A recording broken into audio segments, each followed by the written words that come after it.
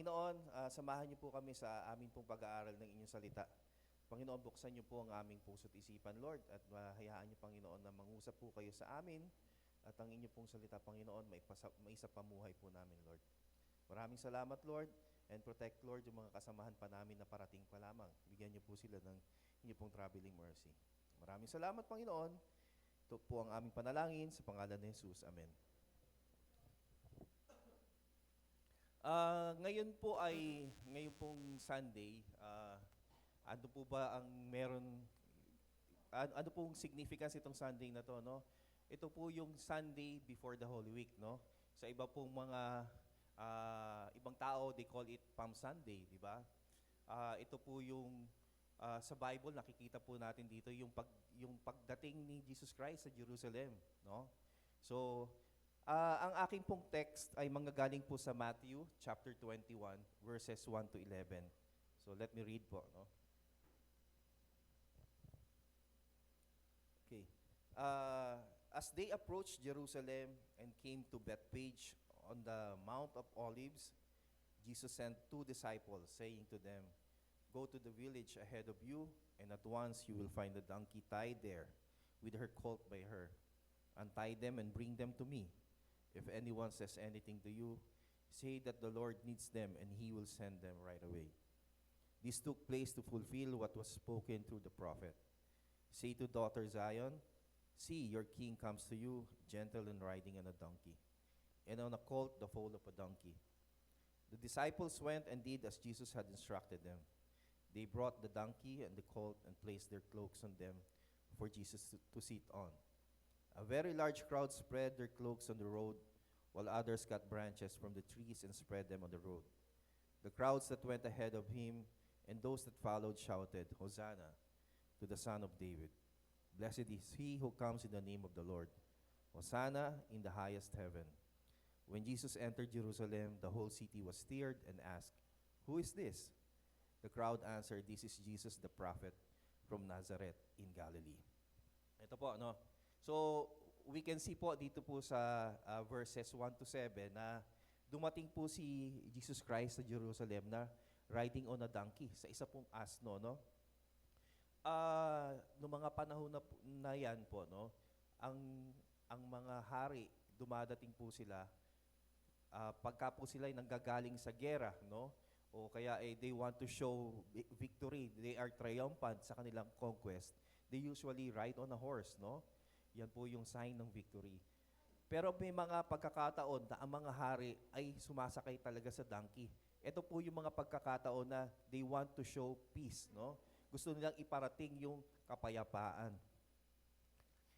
Makikita po natin ito dun sa 1 Kings chapter 1 verse 33 na kung saan sinakay po ni Haring David si Solomon sa isa pong asno. No, ano po bang ibig sabihin nito? Noong mga panahon na yan, yung po medyo matanda na si Haring David at yung kanyang mga anak ay nag-aaway-away kung sino yung papalit sa kanya. No? So, ang ginawa ni Haring David, sinakay niya si Solomon sa asno, no? At pinarada niya, no? So, it shows, no? Yung pong yung pagsakay ng isang royalty sa isang donkey, it shows po yung approval ng hari, no? It shows yung approval ng ama sa kanya pong anak. And at the same time, it symbolizes po yung kapayapaan, yung peace, no? So, ito po, no? Si Jesus Christ came here, no? Hindi para takutin tayo. Hindi para sumunod tayo sa kanya ng sapilitan. No? Hindi para gumamit ng dahas, no? Hindi po yun ang kanyang pamamaraan. Ang gusto po ni Jesus, sumunod tayo sa kanya gently and wholeheartedly. Ano po? Sapagkat ang mission po ni Jesus Christ ay spiritual, no? He wants to restore our relationship sa atin pong Ama. Ano po? Ngayon po, tayo po ba, kagaya po ba tayo ng mga taga-Jerusalem na mainit po nating tinanggap si Jesus sa ating pong buhay? Ano po? Sana po, si Jesus po tinanggap po natin sa buhay natin for good reason. Ano po? Hindi po natin siya tinanggap kasi po Gusto natin na maghiganti doon sa mga tao. Gusto nating ipaghiganti tayo ni Jesus doon sa mga taong naka, nakagawa ng masama sa atin, ano? Hindi, hindi natin siya tinanggap sa buhay natin kasi gusto nating para siyang ATM na hihinga natin lagi ng blessings. Ano po? Hindi po ganun, no? Hindi po tayo naging Kristiyano dahil gusto nating yumaman. Kailangan po, we have to examine our mga motibo natin, our motives, no? Dapat po, we should follow Jesus Christ dahil po, mahal po natin siya in a personal way, no? At saka tayo po ay pinanghahawakan po natin yung kanyang mga salita at lalo na po yung kanyang pangako, no? Yung kanyang pong salita na sinasabi niya, ako lamang ang daan, ano? Ako ang daan para po sa buhay na walang hanggan, kapiling po ng ating Ama. No po. Sa verses 8 and 9 po, makikita po natin paano winelcome ng mga tao ng Jerusalem si Jesus Christ, no? Paano ba yung ginawa nila? Nilatag po nila yung kanilang mga balabal, yung mga cloak nila, no? At saka nagputol sila ng mga branches ng palm tree. Ito po yung nilatag nila para pagdaanan ni Jesus Christ.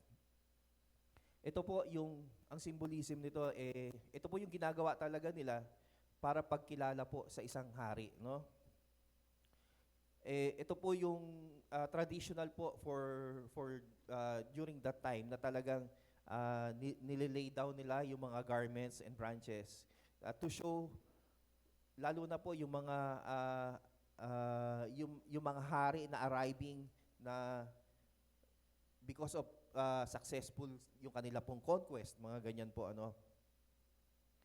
At ito po kasi yung inaasahan nila sa pagdating ni Kristo, no, na papalayain sila sa kamay ng mga Romano na during that time sumasakop po sa kanila. And the crowd was shouting Hosanna, no? Yung Hosanna po, when I check it, ilang beses po kasi binanggit ito Hosanna, Hosanna to the highest, no? Yung palang Hosanna, ang ibig sabihin nito, save us, no? Save now. Save us, we pray. Para pong ganyan, ano? Ito po ay cry for deliverance. Ito po, no? Kuminsan po, ito po yung maling motibo ng marami pong Kristiyano, no? Ang gusto po natin kasi, mabago yung sitwasyon natin o mabago yung mga tao sa paligid natin, no? Mabago yung circumstances ng ating pong buhay. Pero po, ang pakay po ni Jesus sa atin, siya po ay naparito, hindi po para baguhin yung mga nasa paligid natin o yung mga, o gawing maayos lahat ng nakapaligid sa atin. Ano po? Hindi po yun ang kanyang dahilan, kaya siya naparito. Siya po ay naparito upang baguhin po niya ang atin pong puso. Personal po, tayo po ang babaguhin, hindi po yun nasa paligid natin. He wants to transform our hearts and bring us, bigyan po tayo ng kapayapaan sa ating pong Panginoon. Ano po?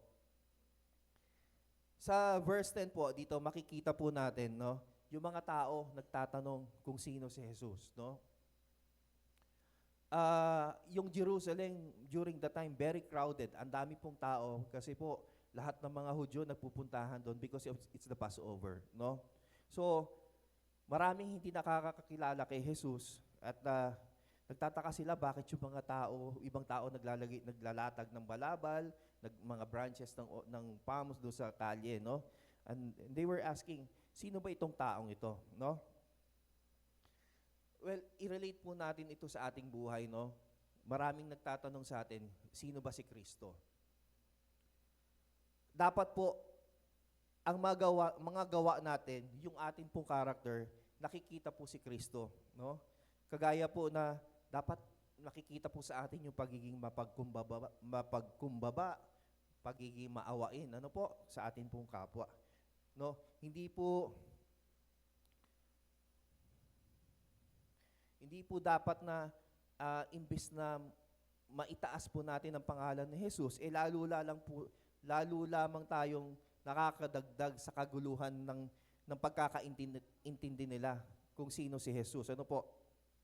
Kaya po dapat po kasi makita sa atin kung sino si Kristo. No? Yung mga values ni Kristo, dapat nandiyan din sa atin, dala-dala po natin. Ano po? Dapat pagka nagsasalita tayo, nakikita po yung papaano dapat magsalita ang isang Kristiyano na paano tinuro sa atin ni Jesus, no? Kung papaano tayo nagpo-post sa ating pong mga Facebook, sa social media, no? Dapat nire-represent po natin si Jesus, no? Hindi po yung ah, lagi kang galit sa social media, no? Galit ka sa kapitbahay mo, galit ka sa asawa mo. Dapat hindi po ganon. Dapat ang pinopost natin dyan, yung tungkol sa kabutihan ng ating pong Panginoon. Dapat po nakikita sa atin ang pagmamahal, pagpapatawad, at pagpapakumbaba sa kapwa. Ito po, no? Dapat po dating tandaan, yung pong buhay natin, ito po ang unang gospel na babasahin ng mga taong nasa paligid natin. Ano po? Yung buhay po natin, bago sila pumunta sa Biblia, ikaw muna ang babasahin nila. Ano po? Kaya po, when people ask us, sino si Jesus? Ano?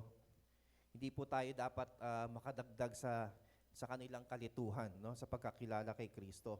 No? Dapat po, sa kanila pong pagtatanong sa atin kung sino si Kristo, nagtatanong sila kasi po gusto nila tayong gayahin, gusto nilang maramdaman din, maranasan kung ano yung naranasan natin bilang isang Kristiyano. Ito po, no, it's quite medyo nakakalungkot, ano po, because the people who welcome Jesus Christ triumphantly, sila din po yung mga tao na nag-ask that He be crucified. Ano po? Bakit po? Kasi they were expecting for a military leader o political leader na magpapalaya po sa kanila, no? Pero po nung nakita nila yung mga aral ni Jesus, contrary do sa gusto nila, no? Ang sinasabi ni Jesus Christ, love your enemy, di ba? Carry your cross, no? Expect sufferings, mga ganyan na sinasabi ni Jesus Christ. At nung na-realize nila na hindi po ito yung Messiah na gusto nila, no? Ano pong ginawa nila? Ni-reject po nila si Jesus Christ. Sapagkat ang kanila pong pananampalataya ay nakabase sa kung ano yung gusto nila, no? At hindi po kung sino si Jesus. Meron pong mababaw na pananampalataya, no? Na nakabase po sa pakiramdam o expectations, yung circumstances, no? Kaya po, di ba, when Jesus answers our prayers, no, when He performs miracles in our lives, when He blesses our plans, ang laging sabi natin, ang galing ni Jesus, no? All praises tayo. Pero pagka po tayo naka-encounter ng setbacks, no, nagkaroon tayo ng mga difficulties, hardship, at saka yung prayer natin parang hindi sinasagot, no? Pagka nire-rebuke tayo sa ating pagkakamali, ano po nangyayari sa atin? Unti-unting gumuguho po yung ating pananampalataya, ano? Unti-unti tayong lumalayo sa Kanya, no? Dapat magkaroon po tayo ng malalim na pananampalataya na nakabase po dun sa relasyon at pagtitiwala po natin sa Kanya, no? That we see Jesus as our Lord, no? Our Lord na yung pong miracles, yung blessings, yung answered prayers, bonus po yun, ano? Dapat po kasi maintindihan natin na bilang siya po ay ating pong Panginoon, nakasalalay po sa Kanya kung ano po yung gusto niyang ibigay sa atin, no? Sabi nga po natin, not our will, but His will be done. Ano po? So, tayo po, no? Caution lang po, no? Kung tayo po, masyadong mainit tayo sa ministry, baka we might think na it's faith, no? But baka naman enthusiasm lang ito, no? Excitement, no? Pagka kasi excitement, it will fade away, no? Kung tayo po ay totoong pananampalataya, ito po ay talagang that will stick, no? Na mananatili po 'yan, no? Ngayon po, no, as we end this short Bible study, I just want us to examine ourselves, no? Kung si Jesus Christ ba hindi sumasagot sa ating pananampalataya, siya pa rin po ba ay ating pong hari o ating pong Panginoon? O tayo ba ay unti-unti nang lumalayo sa Kanya and we start relying on ourselves? ah, kagaya po ng pag-suffer po ni Jesus Christ, tayo po ba, are we ready to suffer, no? Patuloy ba tayong magtitiwala sa Kanya kahit na po tayo ay dumadaan po sa paghihirap, no? Tayo po ba ay sumusunod sa Kanya dahil po sa mga binibigay niya sa atin? O, o tayo ba ay sumusunod sa Kanya dahil mahal po natin siya? Ito po, no, yung bubang gusto natin sa buhay, yung gusto nating mangyari sa buhay natin, isinuko na natin sa Kanya. At sinabi ba natin sa Kanya, Lord, your will be done, no? Not my will, but yours be done, Panginoon. Kaya po, I hope this Holy Week po, as we usher in po itong pagdating ng Holy Week, magkaroon tayo ng inspection, tama ba yun? No? Introspect. So, we have to examine ourselves, no, na tama ba yung bang pananampalataya natin ay tama, no? Baka po kasi naiengganyo lang tayo, no? O yung sa mga pangyayari sa buhay natin, iba po yung ine-expect natin kay Jesus Christ. Na pag dumating po yung pagka hindi dumating yung ine-expect natin sa Kanya, ay baka mapalayo tayo. Sana po hindi gano'n, no? So, magkaroon po tayo ng deeper understanding ng ating pong relasyon sa ating pong Panginoon at itaas po natin yung ating pong buhay, yung ating pong kagustuhan, isuko po natin sa Kanya and let His will be done in our lives. Maraming salamat po at to God be the glory po. Amen.